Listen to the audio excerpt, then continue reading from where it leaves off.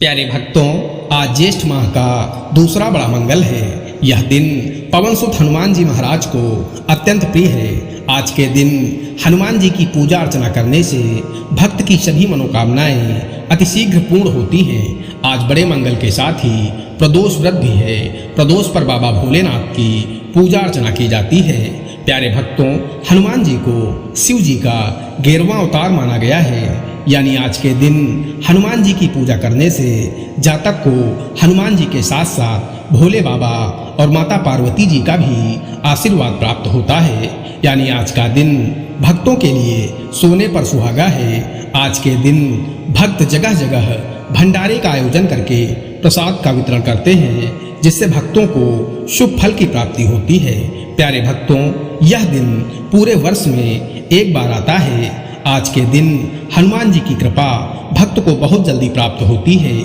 जो भी भक्त आज के दिन हनुमान जी के महामंत्र का 108 बार सच्चे मन से जाप या श्रवण करता है, उसके सभी दुख कष्ट दूर हो जाते हैं। जीवन में कभी भी बुरा समय नहीं आता है। धन दौलत छप्पर फाड़ कर बरसती है, जिससे भक्त की सभी मनोकामनाएं अतिशीघ्र पूरी होती हैं। प्यारे भक्तों, हनुमान जी के इस महामंत्र को ब्रह्मांड का सबसे शक्तिशाली मंत्र माना जाता है। ऐसी मान्यता है कि इस मंत्र के जाप या श्रवण के पहले दिन ही कोई बड़ी मनोकामना पूरी हो जाती है। वर्षों से अटके हुए कार्य शुरू होने लगते हैं। जिन कार्यों में असफलता प्राप्त होती थी, वह कार्य अतिशीघ्र सफल होने लगते हैं। धंधा व्यापार दिन दूना रात चौगुना तरक्की करने लगता है। नौकरी में सफलता प्राप्त होती है।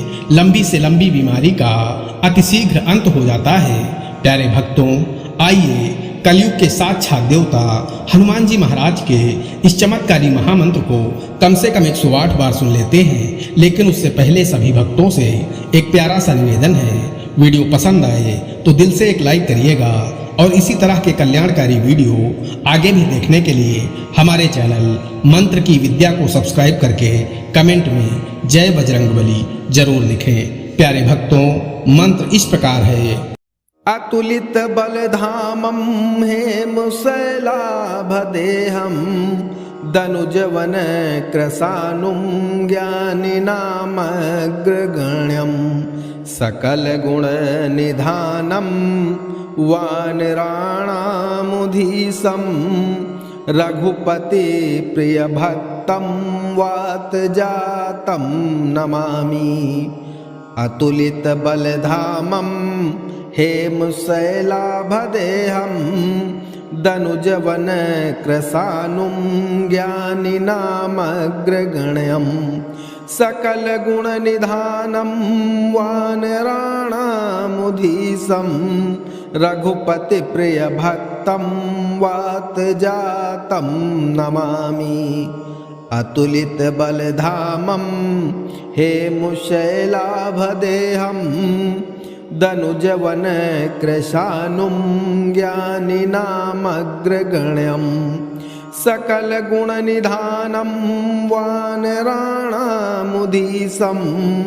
रघुपतिप्रियभक्तं वातजातं नमामि। अतुलित बलधामं हेमशैलाभदेहं दनुजवन कृशानुं ज्ञानिनामग्रगण्यं सकलगुणनिधानं वानराणामुधीशं रघुपतिप्रियभक्तं वातजातं नमामि। अतुलित बलधामं हेमशैलाभदेहं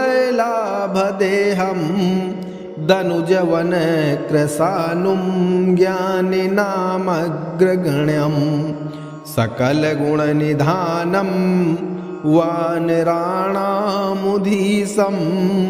रघुपतिप्रियभक्तं वातजातं नमामि। अतुलित बलधामं हेमशैलाभदेहं दनुजवन कृशानुं ज्ञानिनामग्रगण्यं सकलगुणनिधानं वानराणामुधीशं रघुपतिप्रियभक्तं भक्तं वातजातं नमामि अतुलितबलधामं हेमशैलाभदेहं दनुजवनकृशानुं ज्ञानिनामग्रगण्यं सकलगुणनिधानं वानराणामुधीशं रघुपते प्रियभक्तं वातजातं नमामि अतुलितबलधामं हेमशैलाभदेहं दनुजवनकृशानुं ज्ञानिनामग्रगण्यं सकलगुणनिधानं वानराणामुधीशं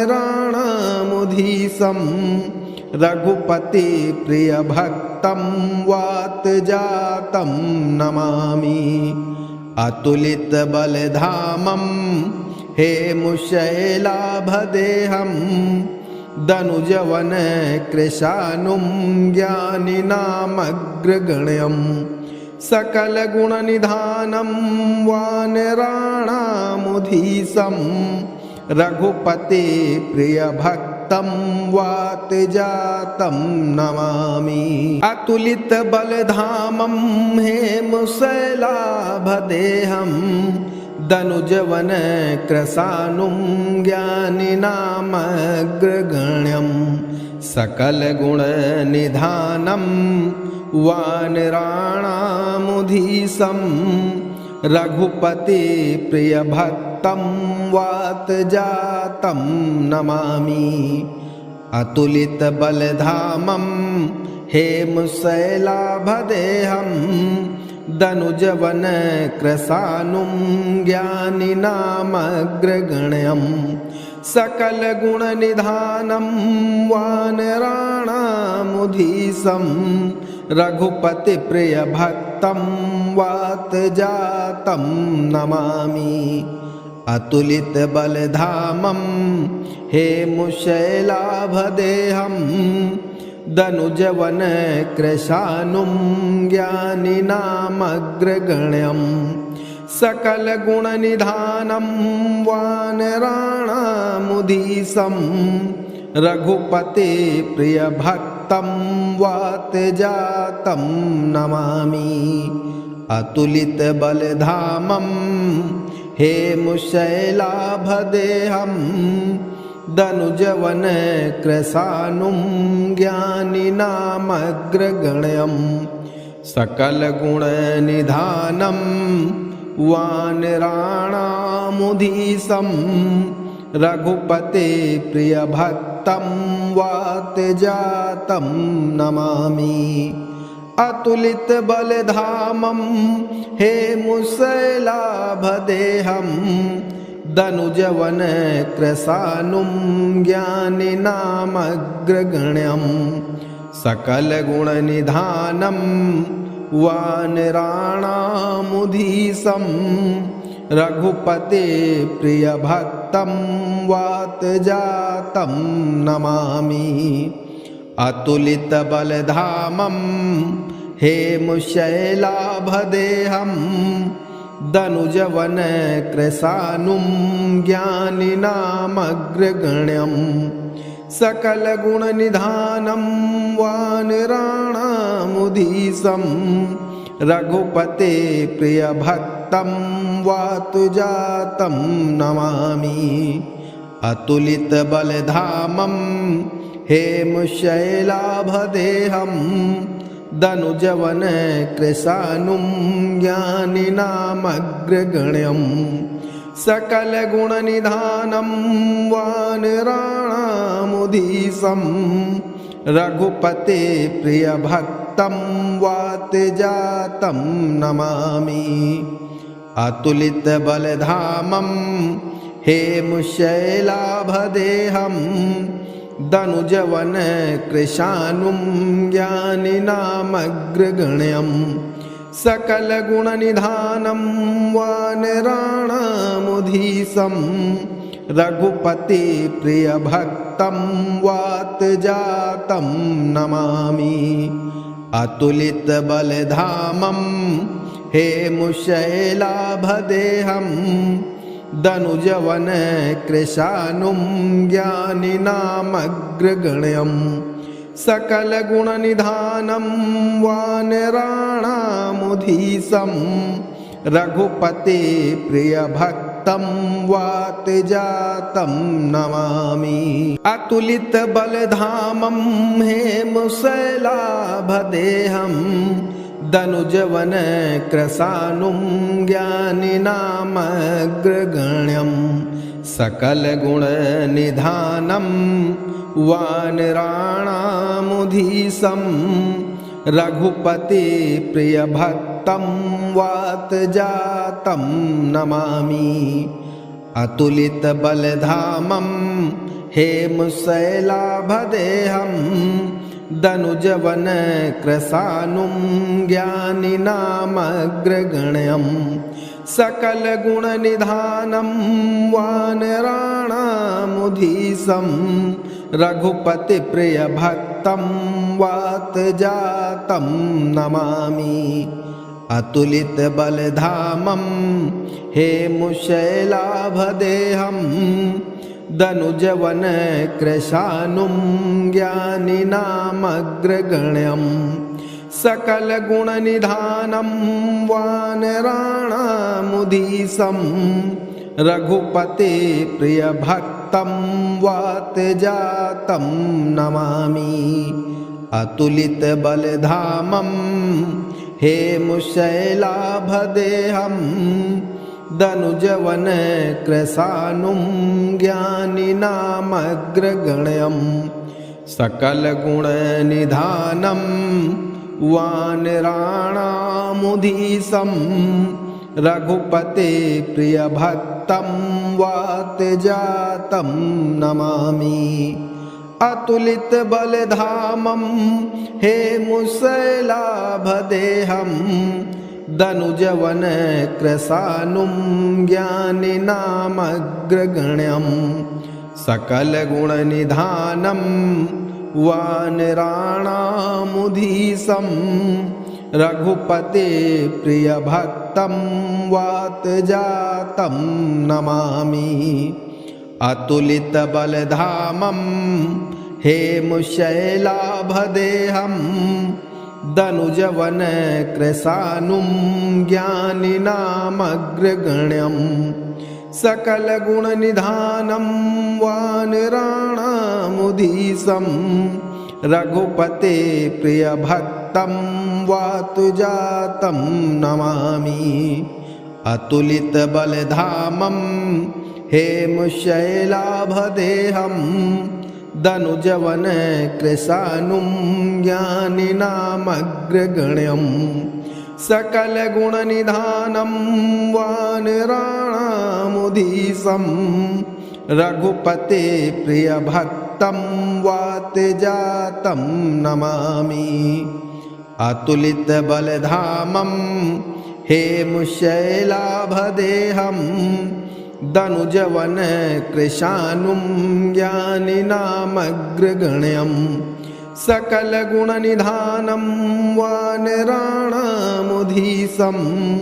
रघुपते प्रियभक्तं वातजातं नमामि। अतुलितबलधामं हेमशैलाभदेहं दनुजवन कृशानुं ज्ञानिनामग्रगण्यं सकलगुणनिधानं वानराणामुधीशं रघुपते प्रियभक्तं वातजातं नमामि। अतुलितबलधामं हेमशैलाभदेहं दनुजवन कृशानुं ज्ञानिनामग्रगण्यं सकलगुणनिधानं वानराणामुधीशं रघुपते प्रियभक्तं वातजातं नमामि। अतुलितबलधामं हेमशैलाभदेहं दनुजवन कृशानुं ज्ञानिनामग्रगण्यं सकलगुणनिधानं वानराणामुधीशं रघुपति प्रिय भक्तं वात जातं नमामि अतुलित बलधामं हेमुशैलाभदेहं दनुजवन कृशानुं ज्ञानिनामग्रगण्यं सकल गुण निधानं वानराणामुदीसं रघुपति प्रिय भक्तं वात जातं नमामि अतुलित बलधामं हेमुशैलाभदेहं दनुजवन कृशानुं ज्ञानिनामग्रगण्यं सकल गुण निधानं वानराणामुदीसं रघुपति प्रिय भक्तं वात जातं नमामि अतुलित बलधामं हेमुशैलाभदेहं दनुजवन कृशानुं ज्ञानिनामग्रगण्यं सकल गुण निधानं वानराणामुदीसं रघुपति प्रिय भक्तं वात जातं नमामि अतुलित बलधामं हेमुशैलाभदेहं दनुजवन कृशानुं ज्ञानिनामग्रगण्यं सकल गुण निधानं वानराणामुदीसं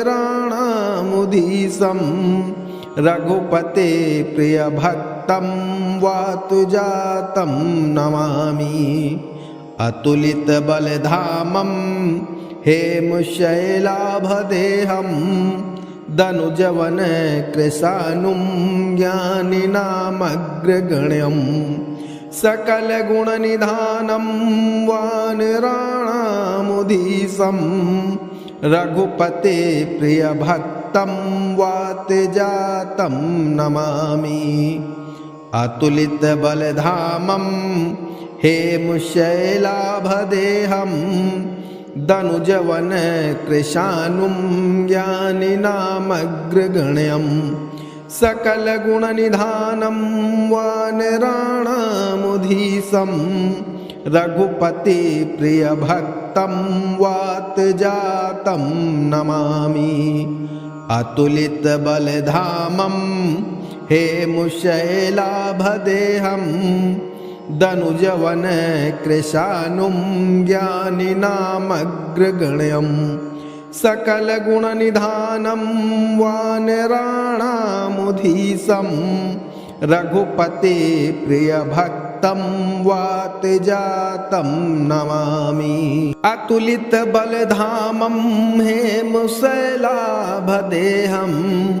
दनुजवन कृशानुं ज्ञानिनामग्रगण्यं सकल गुण निधानं वानराणामुदीसं रघुपति प्रिय भक्तं वात जातं नमामि अतुलित बलधामं हेमुशैलाभदेहं दनुजवन कृशानुं ज्ञानिनामग्रगण्यं सकल गुण निधानं वानराणामुदीसं रघुपति प्रिय भक्तं वात जातं नमामि अतुलित बलधामं हेमुशैलाभदेहं दनुजवन कृशानुं ज्ञानिनामग्रगण्यं सकल गुण निधानं वानराणामुदीसं रघुपति प्रिय भक्तं वात जातं नमामि अतुलित बलधामं हेमुशैलाभदेहं दनुजवन कृशानुं ज्ञानिनामग्रगण्यं सकल गुण निधानं वानराणामुदीसं रघुपति प्रिय भक्तं वात जातं नमामि अतुलितबलधामं हेमुशैलाभदेहं दनुजवनकृशानुं ज्ञानिनामग्रगण्यं सकलगुणनिधानं वानराणामुधीशं रघुपते प्रियभक्तं वातजातं नमामि। अतुलितबलधामं हेमुशैलाभदेहं दनुजवनकृशानुं ज्ञानिनामग्रगण्यं सकलगुणनिधानं वानराणामुधीशं रघुपते प्रियभक्तं वातुजातं नमामि। अतुलितबलधामं हेमुशैलाभदेहं दनुजवनकृशानुं ज्ञानिनामग्रगण्यं सकलगुणनिधानं वानराणामुधीशं रघुपते प्रियभक्तं वातजातं नमामि। अतुलितबलधामं हेमुशैलाभदेहं दनुजवनकृशानुं ज्ञानिनामग्रगण्यं सकलगुणनिधानं वानराणामुधीशं रघुपते प्रियभक्तं वातजातं नमामि। अतुलितबलधामं हेमुशैलाभदेहं दनुजवनकृशानुं ज्ञानिनामग्रगण्यं सकलगुणनिधानं वानराणामुधीशं रघुपते प्रियभक्तं वातजातं नमामि। अतुलितबलधामं हेमुशैलाभदेहं दनुजवनकृशानुं ज्ञानिनामग्रगण्यं सकलगुणनिधानं वानराणामुधीशं रघुपते प्रियभक्तं वातजातं नमामि। अतुलितबलधामं हेमुशैलाभदेहं दनुजवनकृशानुं ज्ञानिनामग्रगण्यं सकलगुणनिधानं वानराणामुधीशं रघुपति प्रियभक्तं वातजातं नमामि। अतुलितबलधामं हेमुशैलाभदेहं दनुजवनकृशानुं ज्ञानिनामग्रगण्यं सकलगुणनिधानं वानराणामुधीशं रघुपते प्रियभक्तं वातजातं नमामि। अतुलितबलधामं हेमुशैलाभदेहं दनुजवनकृशानुं ज्ञानिनामग्रगण्यं सकलगुणनिधानं वानराणामुधीशं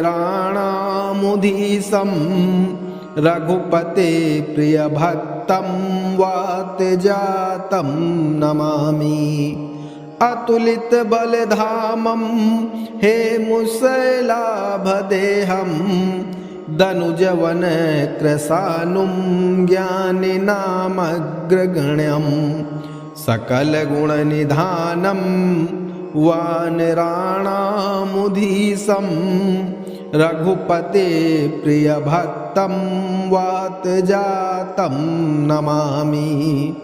अतुलितबलधामं हेमुशैलाभदेहं दनुजवनकृशानुं ज्ञानिनामग्रगण्यं सकलगुणनिधानं वानराणामुधीशं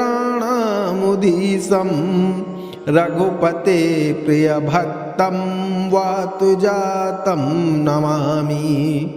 अतुलितबलधामं हेमुशैलाभदेहं दनुजवन कृशानुं ज्ञानिनामग्रगण्यं सकलगुणनिधानं वानराणामुधीशं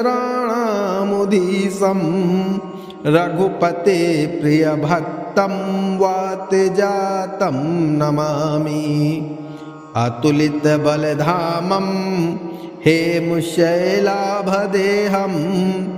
दनुजवन कृशानुं ज्ञानिनामग्रगण्यं सकलगुणनिधानं वानराणामुधीशं रघुपति प्रियभक्तं वातजातं नमामि अतुलितबलधामं हेमशैलाभदेहं दनुजवन कृशानुं ज्ञानिनामग्रगण्यं सकलगुणनिधानं वानराणामुधीशं रघुपते प्रियभक्तं वातजातं नमामि अतुलितबलधामं हेमशैलाभदेहं दनुजवन कृशानुं ज्ञानिनामग्रगण्यं सकलगुणनिधानं वानराणामुधीशं रघुपति प्रियभक्तं वातजातं नमामि अतुलितबलधामं हेमशैलाभदेहं दनुजवन कृशानुं ज्ञानिनामग्रगण्यं सकलगुणनिधानं वानराणामुधीशं रघुपति प्रियभक्तं वातजातं नमामि अतुलितबलधामं हेमशैलाभदेहं दनुजवन कृशानुं ज्ञानिनामग्रगण्यं सकलगुणनिधानं वानराणामुधीशं रघुपते प्रियभक्तं वातजातं नमामि अतुलितबलधामं हेमशैलाभदेहं दनुजवन कृशानुं ज्ञानिनामग्रगण्यं सकलगुणनिधानं वानराणामुधीशं रघुपते प्रियभक्तं वातजातं नमामि अतुलितबलधामं हेमशैलाभदेहं दनुजवन कृशानुं ज्ञानिनामग्रगण्यं सकलगुणनिधानं वानराणामुधीशं रघुपते प्रियभक्तं वातजातं नमामि अतुलितबलधामं हेमशैलाभदेहं दनुजवन कृशानुं ज्ञानिनामग्रगण्यं सकलगुणनिधानं वानराणामुधीशं रघुपते प्रियभक्तं वातजातं नमामि अतुलितबलधामं हेमशैलाभदेहं दनुजवन कृशानुं ज्ञानिनामग्रगण्यं सकलगुणनिधानं वानराणामुधीशं रघुपते प्रियभक्तं वातजातं नमामि अतुलितबलधामं हेमशैलाभदेहं दनुजवन कृशानुं ज्ञानिनामग्रगण्यं सकलगुणनिधानं वानराणामुधीशं रघुपति प्रियभक्तं वातजातं नमामि अतुलितबलधामं हेमशैलाभदेहं दनुजवन कृशानुं ज्ञानिनामग्रगण्यं सकलगुणनिधानं वानराणामुधीशं रघुपति प्रिय भक्तं वातजातं नमामि। अतुलित बलधामं हेमशैलाभदेहं दनुजवन कृशानुं ज्ञानिनामग्रगण्यं सकलगुणनिधानं वानराणामुधीशं रघुपति प्रिय भक्तं वातजातं नमामि। अतुलित बलधामं हेमशैलाभदेहं दनुजवन कृशानुं ज्ञानिनामग्रगण्यं सकलगुणनिधानं वानराणामुधीशं रघुपति प्रिय भक्तं वातजातं नमामि। अतुलित बलधामं हेमशैलाभदेहं दनुजवन कृशानुं ज्ञानिनामग्रगण्यं सकलगुणनिधानं वानराणामुधीशं रघुपति प्रिय भक्तं वातजातं नमामि। अतुलित बलधामं हेमशैलाभदेहं दनुजवन कृशानुं ज्ञानिनामग्रगण्यं सकलगुणनिधानं वानराणामुधीशं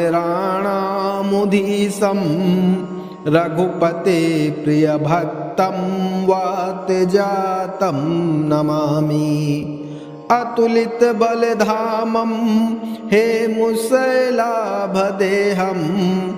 दनुजवन कृशानुं ज्ञानिनामग्रगण्यं सकलगुणनिधानं वानराणामुधीशं रघुपति प्रिय भक्तं वातजातं नमामि। अतुलित बलधामं हेमशैलाभदेहं दनुजवन कृशानुं ज्ञानिनामग्रगण्यं सकलगुणनिधानं वानराणामुधीशं रघुपति प्रिय भक्तं वातजातं नमामि। अतुलित बलधामं हेमशैलाभदेहं दनुजवन कृशानुं ज्ञानिनामग्रगण्यं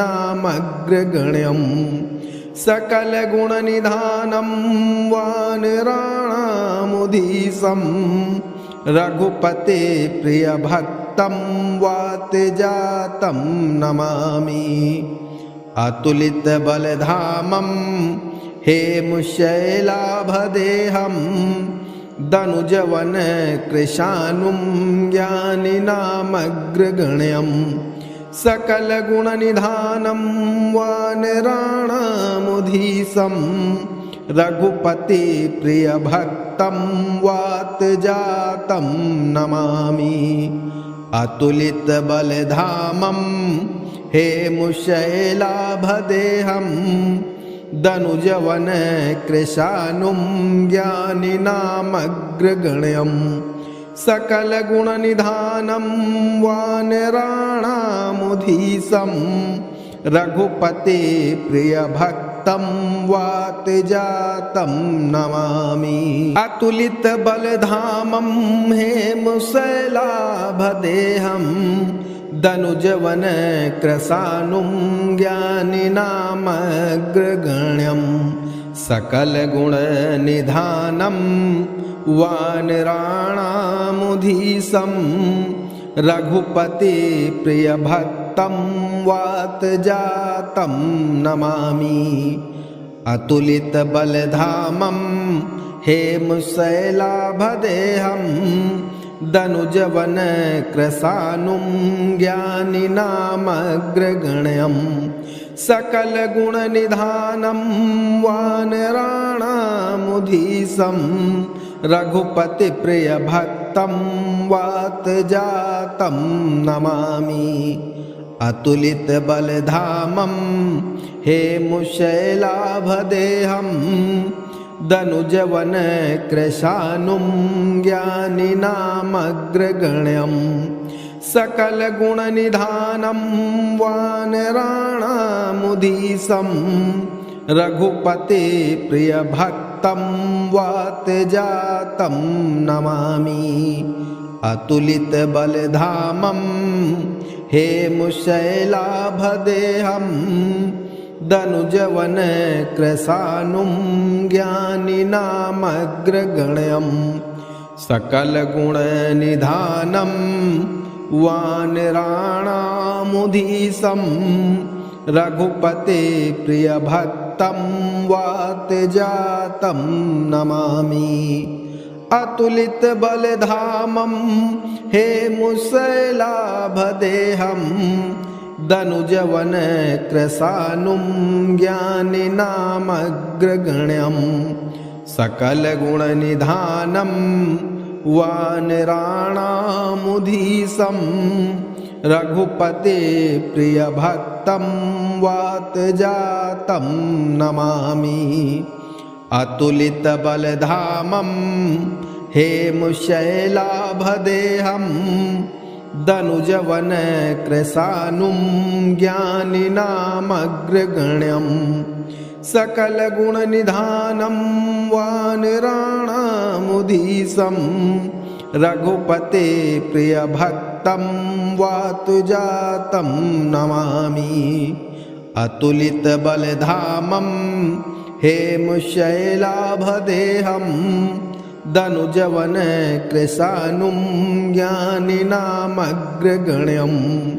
सकलगुणनिधानं वानराणामुधीशं रघुपते प्रियभक्तं वातजातं नमामि अतुलितबलधामं हेमशैलाभदेहं दनुजवन कृशानुं ज्ञानिनामग्रगण्यं सकलगुणनिधानं वानराणामुधीशं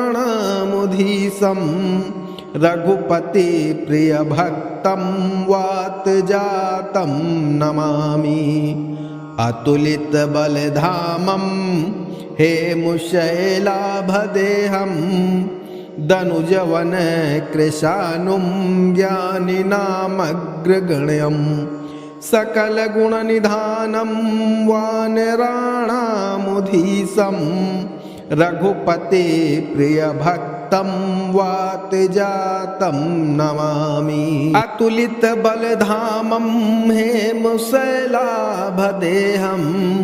दनुजवन कृशानुं ज्ञानिनामग्रगण्यं सकलगुणनिधानं वानराणामुधीशं रघुपते प्रियभक्तं वातजातं नमामि अतुलितबलधामं हेमशैलाभदेहं दनुजवन कृशानुं ज्ञानिनामग्रगण्यं सकलगुणनिधानं वानराणामुधीशं रघुपतिप्रियभक्तं वातजातं नमामि अतुलितबलधामं हेमशैलाभदेहं दनुजवन कृशानुं ज्ञानिनामग्रगण्यं सकलगुणनिधानं वानराणामुधीशं रघुपते प्रियभक्तं वातजातं नमामि अतुलितबलधामं हेमशैलाभदेहं दनुजवन कृशानुं ज्ञानिनामग्रगण्यं सकलगुणनिधानं वानराणामुधीशं रघुपते प्रियभक्तं वातजातं नमामि अतुलितबलधामं हेमशैलाभदेहं दनुजवन कृशानुं ज्ञानिनामग्रगण्यं सकलगुणनिधानं वानराणामुधीशं रघुपते प्रियभक्तं वातजातं नमामि। अतुलितबलधामं हेमशैलाभदेहं दनुजवनकृशानुं ज्ञानिनामग्रगण्यं सकलगुणनिधानं वानराणामुधीशं रघुपते प्रियभक्तं वातुजातं नमामि।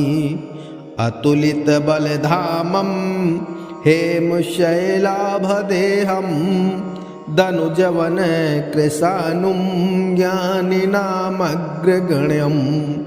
सकलगुणनिधानं वानराणामुधीशं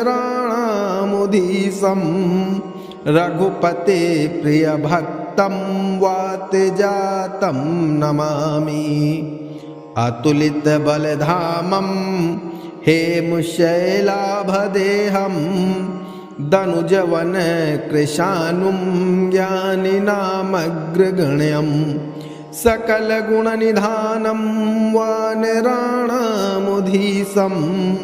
रघुपते प्रियभक्तं वातजातं नमामि।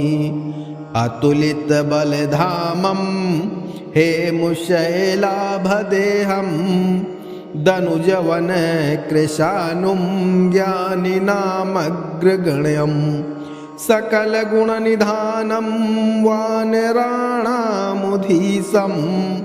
रघुपते प्रियभक्तं वातजातं नमामि। अतुलितबलधामं हेमशैलाभदेहं दनुजवनकृशानुं ज्ञानिनामग्रगण्यं सकलगुणनिधानं वानराणामुधीशं रघुपते प्रियभक्तं वातजातं नमामि। अतुलितबलधामं हेमशैलाभदेहं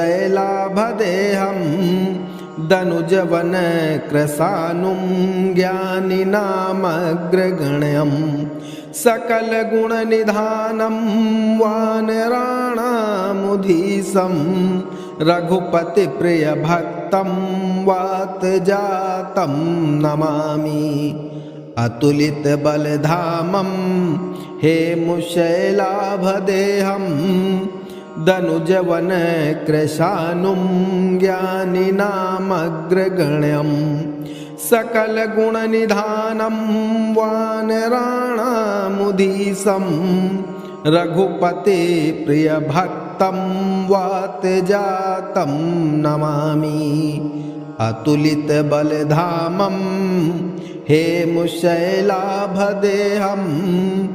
दनुजवनकृशानुं ज्ञानिनामग्रगण्यं सकलगुणनिधानं वानराणामुधीशं रघुपते प्रियभक्तं वातजातं नमामि। अतुलितबलधामं हेमशैलाभदेहं दनुजवनकृशानुं ज्ञानिनामग्रगण्यं सकलगुणनिधानं वानराणामुधीशं रघुपते प्रियभक्तं वातजातं नमामि। अतुलितबलधामं हेमशैलाभदेहं दनुजवनकृशानुं ज्ञानिनामग्रगण्यं सकलगुणनिधानं वानराणामुधीशं रघुपते प्रियभक्तं वातुजातं नमामि।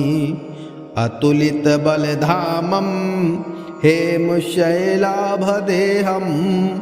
दनुजवनकृशानुं ज्ञानिनामग्रगण्यं सकलगुणनिधानं वानराणामुधीशं रघुपते प्रियभक्तं वातजातं नमामि। अतुलितबलधामं हेमशैलाभदेहं दनुजवनकृशानुं ज्ञानिनामग्रगण्यं सकलगुणनिधानं वानराणामुधीशं रघुपतिप्रियभक्तं वातजातं नमामि। अतुलितबलधामं हेमशैलाभदेहं दनुजवनकृशानुं ज्ञानिनामग्रगण्यं सकलगुणनिधानं वानराणामुधीशं रघुपतिप्रियभक्तं वातजातं नमामि। अतुलितबलधामं हेमशैलाभदेहं दनुजवनकृशानुं ज्ञानिनामग्रगण्यं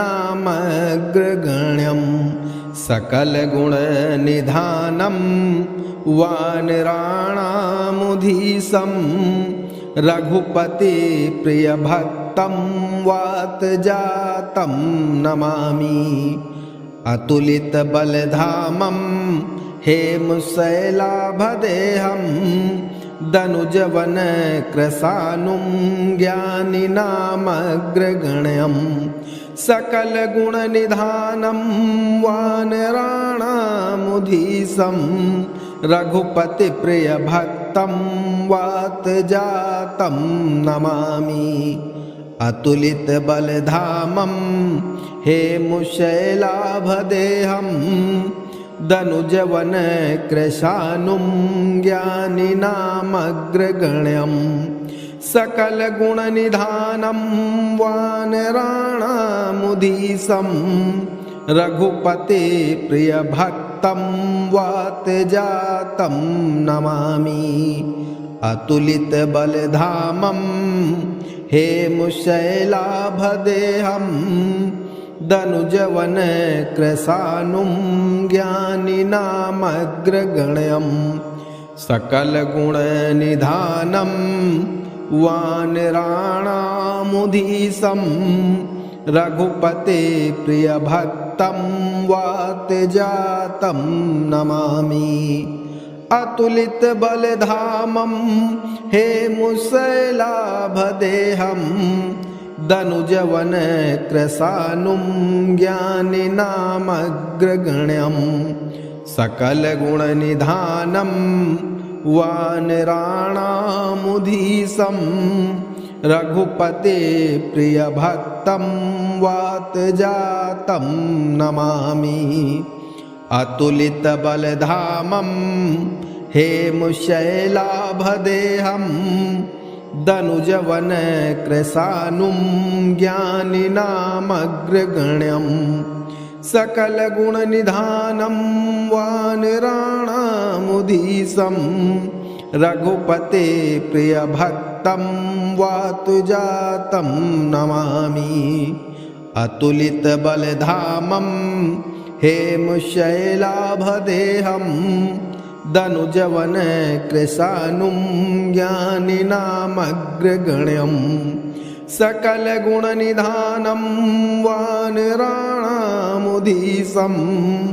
रघुपतिप्रियभक्तं वातजातं नमामि।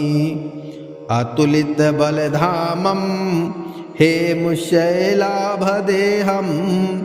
दनुजवनकृशानुं ज्ञानिनामग्रगण्यं सकलगुणनिधानं वानराणामुधीशं रघुपतिप्रियभक्तं वातजातं नमामि। अतुलितबलधामं हेमशैलाभदेहं दनुजवनकृशानुं ज्ञानिनामग्रगण्यं सकलगुणनिधानं वानराणामुधीशं रघुपतिप्रियभक्तं वातजातं नमामि।